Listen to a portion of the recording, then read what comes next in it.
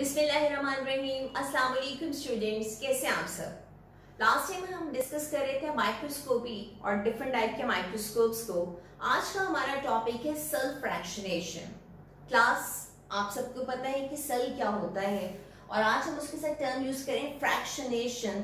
Fraction का मतलब होता है स्मॉल पार्ट। इसका मतलब कि हम आज क्या डिस्कस करने जा रहे हैं कि हम सेल को डिफरेंट पार्ट्स में कैसे डिवाइड कर सकते हैं और उसके पार्ट्स को कैसे स्टडी कर सकते हैं। तो सेल फ्रैक्शनेशन को डिफाइन कैसे करेंगे। Cell fractionation is a technology which is used to isolate various components of cell including its organelles to study their structure and function. ऐसी टेक्निक जिसमें हम सेल को डिफरेंट पार्ट्स में डिवाइड करते हैं ताकि हम सेल के डिफरेंट पार्ट्स के स्ट्रक्चर को और उसके फंक्शन को स्टडी कर सकें। तो अब सवाल ये पैदा होता है, हम ये काम कर कैसे सकते हैं। क्योंकि जब हम माइक्रोस्कोप्स की बात कर रहे थे तब तो हमने ये देखा था कि हमने सेल को इनलार्ज किया और सेल को इनलार्ज करने के बाद हमें सेल के डिफरेंट पार्ट्स के बारे में पता चला। हम इस टेक्निक में बात करने जा रहे हैं कि उन पार्ट्स को किस तरह से अलग किया जाए और अलग करने के बाद उन्हें स्टडी किया जाए कि उनका स्ट्रक्चर क्या है और उन पार्ट्स का फंक्शन क्या है। तो मेथोडोलॉजी क्या है सेल फ्रैक्शनेशन की। अगर हम प्रोसेस या मेथोडोलॉजी को डिस्कस करें तो सबसे पहला स्टेप होता है we have to take the tissues. आप सबको पता है ना कि टिश्यूज क्या होते हैं। The group of similar cells are known as the tissue. तो सबसे पहले टिश्यूज को लिया जाता है और टिश्यूज को लेने के बाद उनको होमोजेनाइज किया जाता है। Now what is homogenization? ये आपके सामने डेफिनेशन है होमोजेनाइजेशन की। हम होमोजेनाइज करने के लिए यूज करते हैं ब्लेंडर या मिक्सर को ताकि हम उन टिश्यूज की या उन सेल्स की सेल वॉल और सेल मेम्ब्रेन को डिस्ट्रक्ट कर दें, ब्रेक कर दें, तोड़ दें। जब किसी भी सेल की सेल वॉल या सेल मेम्ब्रेन ब्रेक हो जाती है, टूट जाती है, तो उससे फायदा क्या होगा कि उसके जितने भी इंटरनल पार्ट्स हैं वो सबके सब रिलीज हो जाएंगे और तब हम इजीली उसके सारे ऑर्गेनेलीज को स्टडी कर सकें। हम क्या कर रहे हैं, हम ये चाहते हैं कि सेल जो है वो एक प्रॉपरली एक सिमिलर फ्रैक्शन के अंदर आ जाए, उसके सारे के सारे पार्ट्स जो है वो रिलीज हो जाए ताकि उनको पढ़ने में आसानी हो। तो हमने क्या किया, टिश्यूज लिए, उसको होमोजेनाइज किया। होमोजेनाइज करने के लिए हमने ब्लेंडर या मिक्सर को यूज किया ताकि हम सारे के सारे वॉल्स या मेम्ब्रेन्स को ब्रेक करें और जितने भी सेलुलर पार्ट्स हैं उनको रिलीज करके उनको स्टडी कर सकें। अब नेक्स्ट स्टेप में हमने यूज करना है सेंट्रीफ्यूज मशीन को, जिसके थ्रू हम क्या करेंगे, सेंट्रीफ्यूगेशन। चलिए आए हम देख लेते हैं कि सेंट्रीफ्यूज मशीन है क्या। सेंट्रीफ्यूज मशीन एक ऐसी मशीन है जो कि रोटेट करती है रैपिडली, तेजी से स्पिनिंग करती है, रोटेशन करती है और उस रोटेशन के थ्रू हम कौन सी वाली फोर्स अप्लाई करते हैं पार्टिकल्स पर या सैंपल पर, that is the centrifugal force.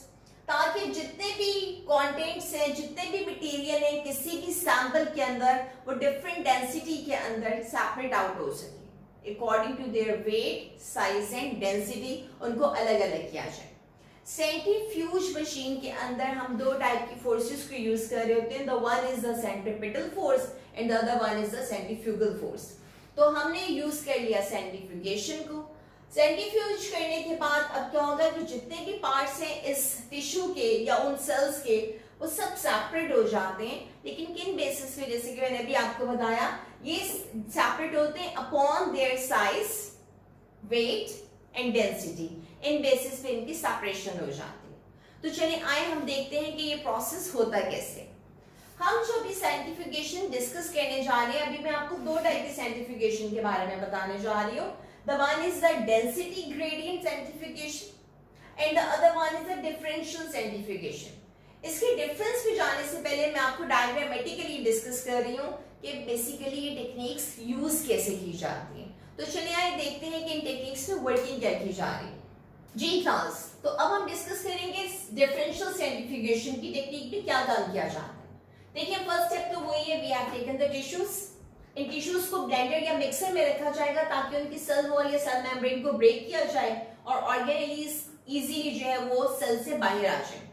अब जो हमारे पास मटेरियल आया है उसके लिए टर्म यूज करते हैं होमोजेनेट। इस होमोजेनेट को रखा जाता है सेंट्रीफ्यूज मशीन में। हम सेंट्रीफ्यूज मशीन को अब यूज करेंगे डिफरेंट टाइम ड्यूरेशंस पे और डिफरेंट स्पीड्स के ऊपर। जैसे कि सबसे पहले हम 10 मिनट्स के लिए 800 times force of gravity provide करेंगे तो हमारे पास दो सेडिमेंटेशन लेयर आ जाएंगी जो बॉटम पर आएगी उसके लिए हम टर्म यूज करते हैं पैलेट, और जो अपर साइड पर आएगी उसके लिए हम टर्म यूज करते हैं सुपरनेटेड। अभी हमने स्पीड जो है वो कम दी है और ड्यूरेशन भी कम है, तो अभी इस स्लो स्पीड के ऊपर जितने भी लार्ज मॉलिक्यूल्स हैं, लार्ज पार्ट्स हैं किसी भी सेल के, वो आकर इसकी बॉटम के ऊपर सेटल हो जाएंगे, जैसे कि न्यूक्लियाई या सेल डेब्रिस। अगर हम न्यूक्लियाई को स्टडी करना चाहते हैं तो हम इस पैलेट के थ्रू उस न्यूक्लियाई को एक्सट्रैक्ट करेंगे और उसको स्टडी कर लेंगे। लेकिन अगर हम फर्दर और पार्ट्स को स्टडी करना चाहते हैं तो हम क्या करेंगे, इस सुपरनेटिंग को नेक्स्ट टेस्ट ट्यूब के अंदर शिफ्ट करेंगे, दोबारा से क्या करेंगे 15 मिनट्स के लिए 20,000 times force of gravity provide करेंगे, और again we will gain the two layers. एक नीचे वाली जो लेयर है वो क्या कहलाएगी, पैलेट, और जो ऊपर वाली लेयर है उसके लिए टर्म के यूज करेंगे सुपरनेटेड। अब जो नीचे वाली लेयर है उसके अंदर जो टाइप ऑफ ऑर्गेनेलीज सेपरेट होंगे वो हो सकते हैं माइटोकॉन्ड्रिया, वो हो सकते हैं क्लोरोप्लास्ट। तो आप उनमें से जिसको भी स्टडी करना चाहते हैं आप उसको इजीली स्टडी कर सकते हैं कि उसका स्ट्रक्चर क्या है, उनके स्ट्रक्चर्स के फंक्शंस क्या हैं। और अगर आप फर्दर और किसी पार्टिकल को स्टडी करना चाहें तो आपने फिर से सेम प्रोसेस यूज करने हैं। आप सुपरनेटिंग को नेक्स्ट टेस्ट ट्यूब में शिफ्ट करेंगे, अब आप फिर से स्पीड बढ़ा देंगे, टाइम ड्यूरेशन बढ़ा देंगे। अब जो आप टाइम ड्यूरेशन दे रहे हैं that is 60 minute means 1 hour, और 1 आवर आप दे रहे हैं 100,000 फोर्स ऑफ ग्रेविटी। जब आप 100,000 फोर्स ऑफ ग्रेविटी दे रहे हैं 1 आवर के लिए, तो आपके पास अब पैलेट के अंदर जो मटेरियल सेपरेट होगा that will be lysosomes like material. अगर आप फर्दर और भी पार्ट्स को स्टडी करना चाहते हैं तो फिर से आप सेम प्रोसेस रिपीट करेंगे। आपने क्या करना है, सुपरनेटिंग को नेक्स्ट टेस्ट ट्यूब में शिफ्ट कर दिया, और अब जो आपने टाइम ड्यूरेशन बढ़ाया है दैट इज अराउंड 3 आवर्स। आप 3 आवर्स के लिए 150,000 फोर्स ऑफ ग्रेविटी प्रोवाइड करेंगे, और आपके पास जो फर्दर टू लेयर सेपरेट होती हैं, the one is pellet and the other one is supernatant. लेकिन अब की बार पैलेट के अंदर आपके पास जो चीज सेपरेट हो रही है दैट इज द राइबोसोम्स। आपने बच्चों नोटिस किया कि किस तरह से हमने हर दफा 2-2 लेयर्स गेन की, हर बार हम क्या कर रहे हैं, टाइम ड्यूरेशन इंक्रीज कर रहे हैं, स्पीड बढ़ाते चले जा रहे हैं। और आपने नोटिस किया कि जब हमने स्लो स्पीड पे काम किया तो हमारे पास लार्ज मॉलिक्यूल जो थे वो सेपरेट होते गए। जैसे जैसे हमने स्पीड को बढ़ाया तो आपने नोटिस किया कि स्पीड को बढ़ाने के बाद हमारे पास जो सबसे स्मॉल साइज के पार्टिकल्स थे या ऑर्गेनेलीज थे वो सेपरेट होना शुरू हो गए। तो हम ये सारी की सारी वर्किंग सिर्फ किसके थ्रू करते चले जा रहे हैं, सेंट्रीफ्यूज मशीन के थ्रू, जिसमें कि जो फोर्स अप्लाई की जा रही है that is the centrifugal force and centripetal force. आप सबको आइडिया होगा कि जब हम डिस्कस करते हैं सेंट्रीपिटल फोर्स को, सेंट्रीफ्यूगल फोर्स को, तो इनके अंदर डिफरेंस क्या होता है। जब हम बात करते हैं सेंट्रीपिटल फोर्स की, it is directed the particles towards the centre, और जब हम बात करते हैं सेंट्रीफ्यूगल फोर्स की, this force directed the particles away from the center। तो इन दोनों फोर्सेस को यूज करके हम तमाम पार्टिकल्स को क्या करते हैं, सेपरेट कर लेते हैं। अब इस प्रोसेस की कंपैरिजन में हम बात करते हैं डेंसिटी ग्रेडियंट सेंट्रीफ्यूगेशन की। देखेंगे था डिफरेंशियल सेंट्रीफ्यूगेशन, अब हम बात करेंगे डेंसिटी ग्रेडियंट की। डेंसिटी ग्रेडियंट के नाम से आइडिया हो रहा होगा कि यहाँ पे डिफरेंट डेंसिटीज को यूज किया जा रहा है। हम यहाँ पे डेंसिटी ग्रेडियंट सॉल्यूशन जो यूज कर रहे हैं that is a sucrose solution. हम सुक्रोज सॉल्यूशन की डिफरेंट डेंसिटीज को यूज करते हैं, जैसे कि अभी आप डायग्राम में नोटिस कर सकते हैं सुक्रोज की डेंसिटीज डिफरेंट वेरी कर रही हैं, जैसे कि 10, 7, 5, 3, 1, ये डिफरेंट टाइप की डेंसिटीज हैं। इन डेंसिटीज के साथ ही हमने यहाँ पे पुट किया किसको, अपने होमोजेनेट को, अपने टिश्यूज को, और उसके बाद सेंट्रीफ्यूज किया गया।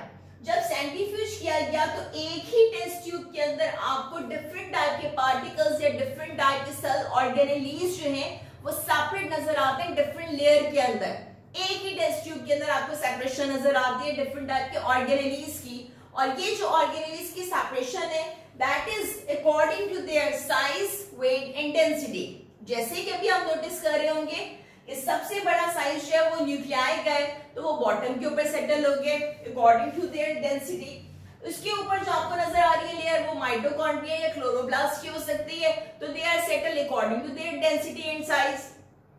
उसके ऊपर जो लेयर आपको नजर आ रही है वो लाइसोसोम की है, और जो सबसे टॉप पे लेयर नजर आ रही है आपको राइबोसोम की है। तो बच्चों आपने नोटिस किया कि यहाँ पर एक ही टेस्ट ट्यूब के अंदर आपको सेपरेशन नजर आ रही है साइज, वेट और डेंसिटी के लिहाज से, और ये जो सेपरेशन हुई है वो किस पे बेस कर रही है? It is based upon the density gradient solution, और हम यहाँ पे जो डेंसिटी ग्रेडियंट सॉल्यूशन यूज कर रहे हैं दैट इज सुक्रोज। तो अब आप नोटिस कर सकते हैं कि इस मेथोडोलॉजी में और इस मेथोडोलॉजी में क्या फर्क है, और अब मैं आपको रिटन फॉर्म में शो भी कर देती हूँ।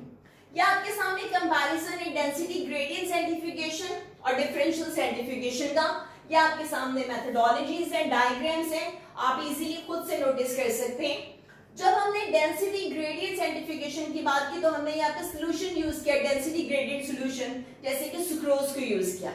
इस केस में हमने किसी डेंसिटी ग्रेडियंट सॉल्यूशन को यूज नहीं किया था। सेकेंडली, यहाँ पे जो पार्टिकल्स की सेपरेशन हो रही थी वो according to the density of solution हो रही है। इस केस में पार्टिकल्स की सेपरेशन जो थी वो according to the sedimentation rate थी।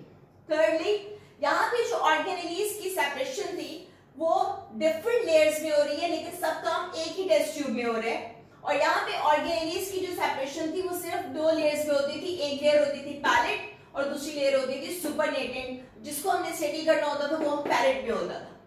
नेक्स्ट, जब हम यहाँ पे डेंसिटी ग्रेडियंट की बात कर रहे थे तो यहाँ पर एक ही टेस्ट ट्यूब में बहुत सारे लेयर्स की फॉर्मेशन हुई, और यहाँ पर हमेशा हमने सिर्फ 2 लेयर्स को स्टडी किया।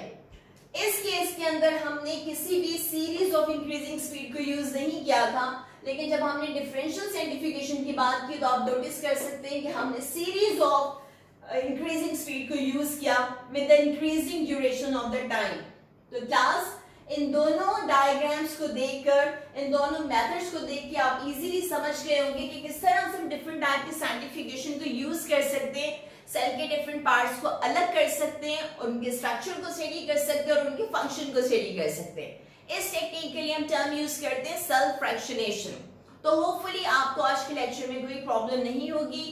सब्सक्राइब और लाइक करना ना भूलिएगा। नेक्स्ट लेक्चर में हम इंशाल्लाह बात करेंगे प्लाज्मा मेम्ब्रेन की। अपना ख्याल रखिएगा। Take care. अल्लाह हाफिज।